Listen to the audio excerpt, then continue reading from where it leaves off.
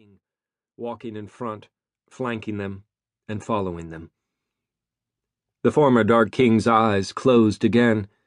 His chest did not appear to rise. Neil reached out and put a hand on the injured fairy's chest. "Iriel!" "Still here." Iriel didn't open his eyes, but he smiled a little. "You're an ass," Neil said, but he kept his hand on Iriel's chest so that he could feel both pulse and breath. "You too, Gunkana," Iriel murmured.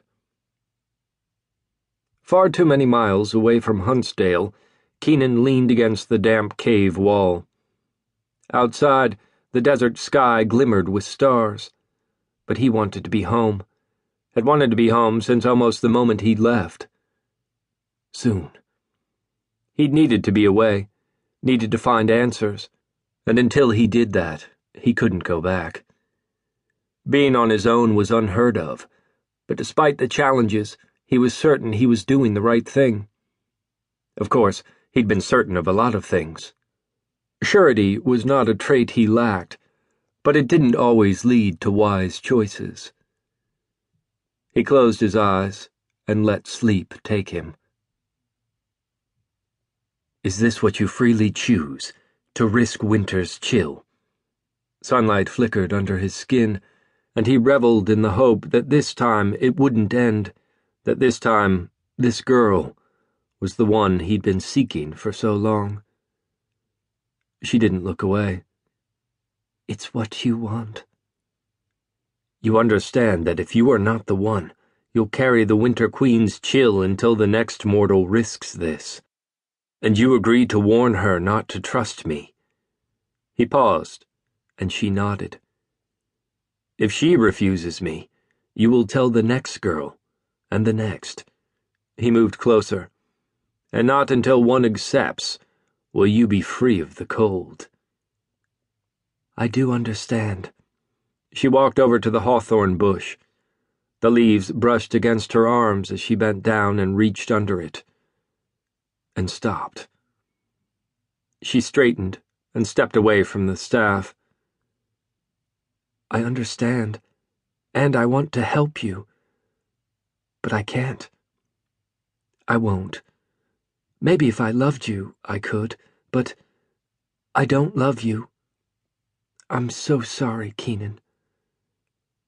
Vines wrapped around her body, became a part of her, and as they stretched toward him, his sunlight faded. He dropped to his knees, and was once more in front of another girl. He'd done this for centuries, asked the same words of girl after girl. He couldn't stop, not until he found her. He saw her, though, and he knew that this girl was different. "Is this what you freely choose, to risk winter's chill?" he asked her. She glared at him. "It's not what I want." "You understand that if you are not the one, you'll carry the Winter Queen's chill until the next mortal risks this. And you agree to warn her not to trust me?" He held his breath for a moment, feeling the sunlight flare in his body. "I don't love you," she said. "If she refuses me, you will tell the next girl, and the next." He moved closer. "And not until one accepts will you be free of the cold." "I do understand, but I don't want to be with you for eternity. I don't want to be your queen. I'll never love you, Keenan. I love Seth." She smiled at someone who stood in the shadows, and then she walked toward the hawthorn bush, and kept walking. "No, wait!" He reached down, and his fingers wrapped around the Winter Queen's staff. The rustling of trees grew almost deafening as he ran after her. Her shadow fell on the ground in front of her as he stood behind her.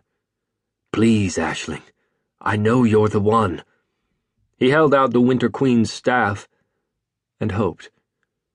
For a moment he even believed, but when she turned and took it from his hands, the ice filled her. Her summer blue eyes filled with frost, and it crawled over her body. Aisling screamed his name. "Keenan!" She stumbled toward him, and he ran from her until he couldn't breathe.